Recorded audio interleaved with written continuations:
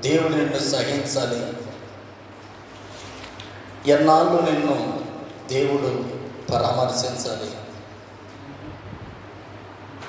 దేవునికి ఎప్పుడు నీవు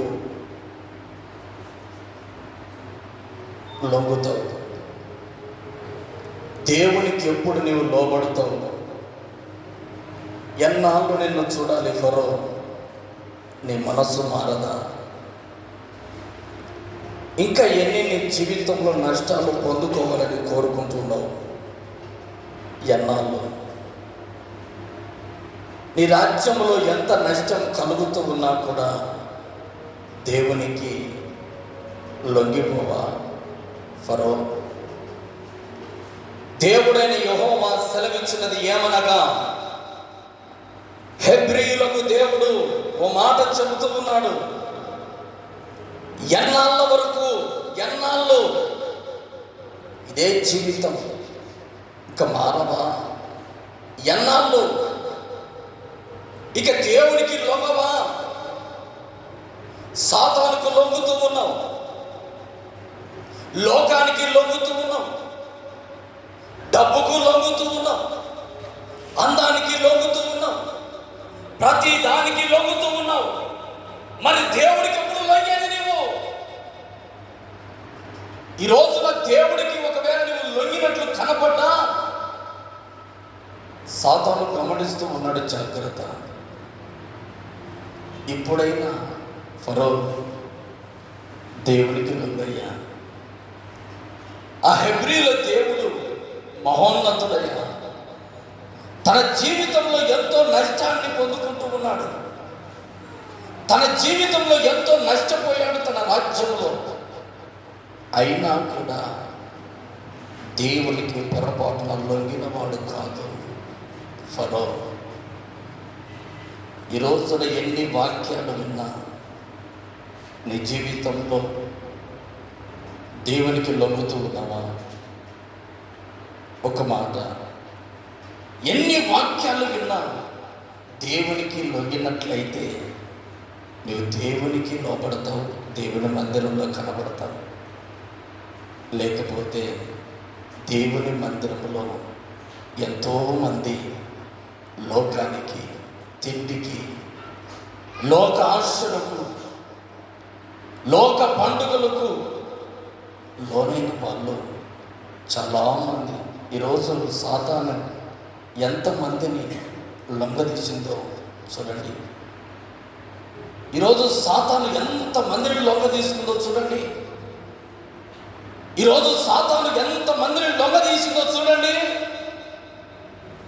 హెబ్రీల దేవుడకు యెహోవా మాట సెలవిచ్చినది ఏమనగా, ఫరో దేవునికి ఇక లొంగవా? ఎన్నాళ్ళు? ఎన్ని రోజులు? ఇక ఎన్నాళ్ళు దేవుడు వేచి ఉండాలి? జీవితంలో శ్రమ వచ్చినా, జీవితంలో దుఃఖం వచ్చినా, జీవితంలో కన్నీళ్ళు వచ్చినా, జీవితంలో రోగం వచ్చినా, జీవితంలో శ్రమ కలిగిన ఒక వ్యక్తి దేవుడికి నమ్ముకున్నాడు. దేవుడు అంటున్నాడు, యెహోవా మాట్లాడుతున్నాడు, హెబ్రీయులకు దేవుడు మాట్లాడుతున్నాడు. ఫరో, నీకు రాజువై ఉండవచ్చు, అధికారి ఉండవచ్చు, దేవునికి ఇక లొంగవా? దేవునికి ఇక లోబడవా? పరిశుద్ధుడు దేవుడు మాట్లాడుతూ ఉంటే కఠినం చేసుకుంటున్నాడు. ఎవరు? ఫరో. దేశంలో వడగళ్ళు కురిసి, దేశంలో నాశనమై, పంటలు నాశనమైపోయినా మానవుడు లొంగలేదు. దేవుడు చూచాడు. మోషే, నీ చేతిలో కర్ర ఎత్తు, నీ చేతిలో కర్ర ఎత్తు. ఏమయ్యా? ఎందుకు? ఇదిగో ఆ వడగళ్ళు కురిసి దెబ్బతిన్న ఆ పంట ఇంకా మిగిలి ఉంది కదా. అవును ప్రభా, ఇదిగో తూర్పు గాలి చేత మిడతలు నేను పంపబోతున్నాను. మిగిల్చిన పంట, మిగిల్చిన ఆశీర్వాదాన్ని అంతటినీ నేను నాశనము ఉన్నాను.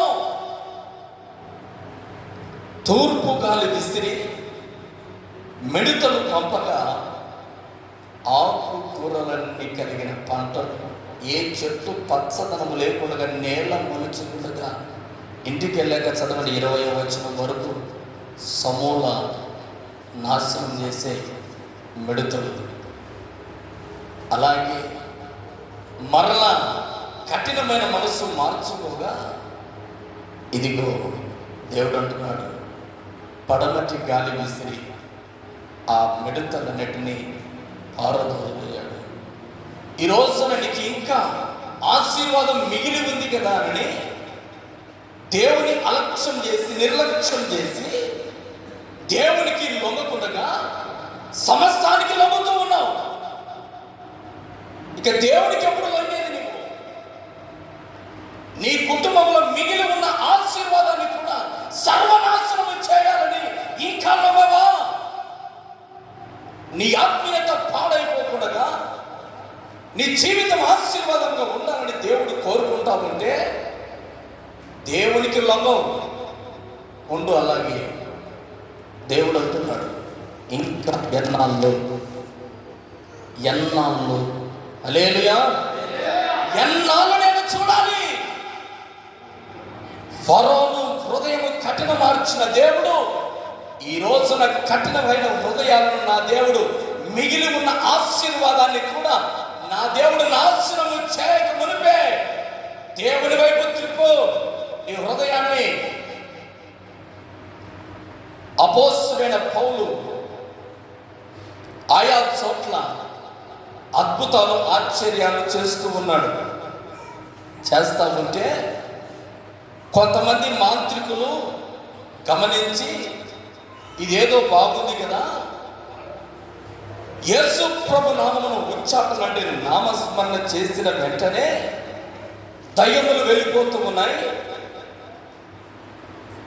ప్రతి బలహీనతలు తొలగిపోతూ ఉన్నాయి.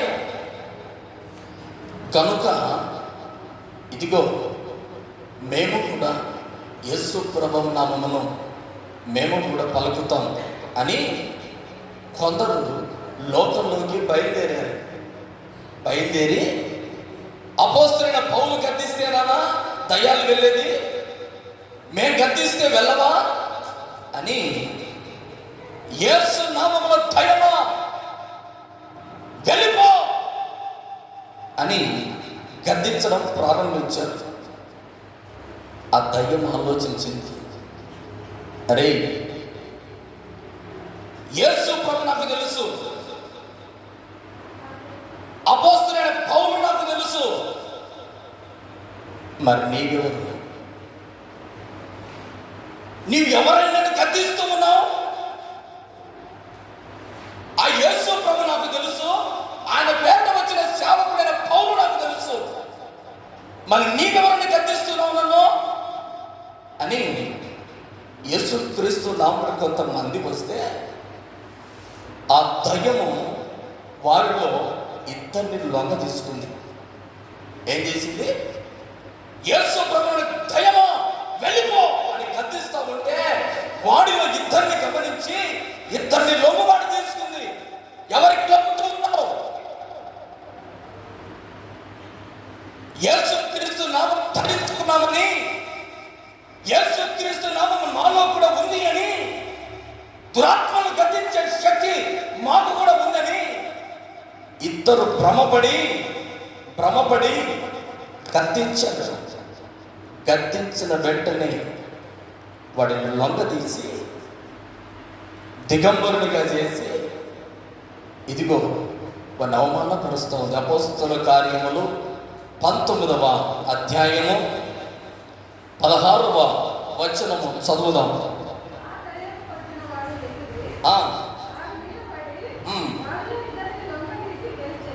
గెలిచెను,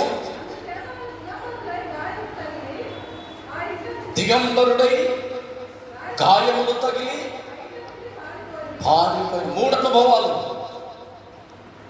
ఒకవేళ సాతానుని గెలిస్తే, సాతానుకు ఒకవేళ నువ్వు లొంగుబాటు అయితే నీకు జరిగే అనుభవాలు 3 చెప్తా విను. జాగ్రత్తగా. హల్లెలూయా. దేవునికి లొంగు అని అంటున్నాడు మోషే. నేను దేవునికి లొంగను అన్నాడు. మిగిలిన పంట అంతా నాశనం చేసుకున్నాడు, కరువు తెచ్చుకున్నాడు. మంచిదే. ఆ అధ్యాయంలో మీరు జాగ్రత్తగా 12, 13 ఆ వచనాలు మీరు గమనిస్తే ఆ పైన మాట ఉంటుంది. మళ్ళీ ఇంటికి వెళ్ళాక చదవండి. ఈ అధ్యాయంలో నేనేమంటున్నానంటే, దేవుడు మాలో కూడా ఉన్నాడు కదా అని ఉచ్చాటన చేశారు మాంత్రికులు. చేస్తే వారిని లోపరుచుకుంది. దేవుణ్ణి నమ్ముకున్నాము కదా, ఇక మాకేమి ప్రభువును నమ్ముకున్నాం, బాప్తిస్మం తీసుకున్నాం, ఇంకా ఎక్కడున్నా పర్వాలేదు, దేనికి లొంగినా పర్వాలేదు, పండగకు లొంగినా, తిండికి లొంగినా,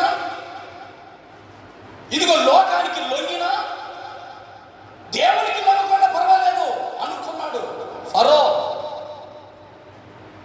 ఇంట్లో ఉన్న ఆశీర్వాదం, రాజ్యంలో ఉన్న ఆశీర్వాదం, సర్వ సంపదలన్నీ నాశనమయ్యాయి.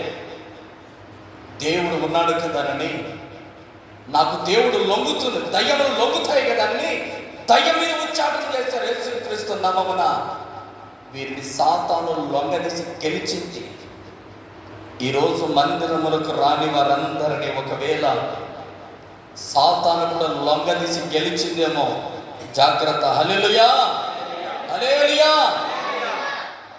ఎవరికి లొంగుతూ ఉన్నావు? ఎవరికి నీవు లొంగుతూ ఉన్నావు? వారిద్దరిని లొంగదీసి గెలిచి వారిని దిగంబరునిగా చేసి గాయపరిచి, దిగంబరుడు అంటే అవమానం. సాతాను ఒకవేళ నిన్ను లొంగదీసింది అంటే నీ జీవితంలో కలిగే మొట్టమొదటి అనుభవం అవమానం. ప్రజల మధ్యలో నీకు కలిగేది అవమానం. రెండవది గాయములు, అంటే నీకు బాధ కలుగుతుంది. సాతాను ఒకవేళ నీ జీవితంలో నేను లొంగ తీసుకున్న నీ జీవితంలో ప్రజలందరి మధ్యలో నీకు కలిగేది అవమానం. రెండవది నీ జీవితంలో బాధ, గాయములు బాధ కలిగించుతాయి. గత ఉపవాస ప్రార్థనలో సేవకుడు విజయపాలిష్ గారు గాయముల గురించి మాట్లాడాడు.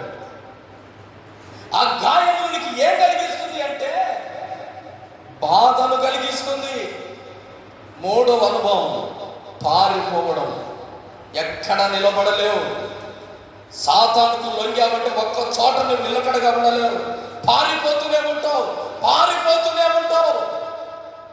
ఎన్ని రోజులు, ఎన్నాళ్ళు నాకు లొంగవు? సాతానుకు లొంగి అవమానపడుతున్నావు చాలదా? సాతానుకు లొంగి బాధపడుతున్నావు చాలదా? సాతానుకు లొంగి పారిపోతున్నావు చాలదా? ఇంకా చాలదన్నట్టుగా సాతాను అనుభవంలోనే ఉన్నావా? నాకు లొంగవా? ఇక ఎన్నాళ్ళు? యెహోవా సెలవిచ్చినది ఏమనగా నీవు దేవునికి లొంగకున్నావా? జాగ్రత్త. నీ జీవితంలో అవమానము, బాధ, నింద, పారిపోయే అనుభవం రాకమునుపే దేవుడైన యెహోవా సెలవిస్తూ ఉన్నాడు, నాకు లొంగు. ఎవరికి? దేవుడికి లొంగాలి. దేవుడికి తప్ప ఈ భూ ప్రపంచంలో ఎవడి యొక్క తల వంచకో.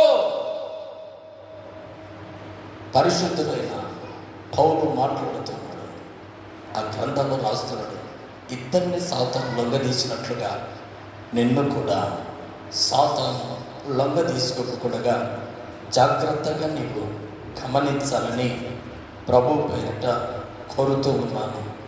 నిర్గమకాండం 16వ అధ్యాయం, నిర్గమ 16:28. జాగ్రత్తగా మీరు ఆలోచించదాం.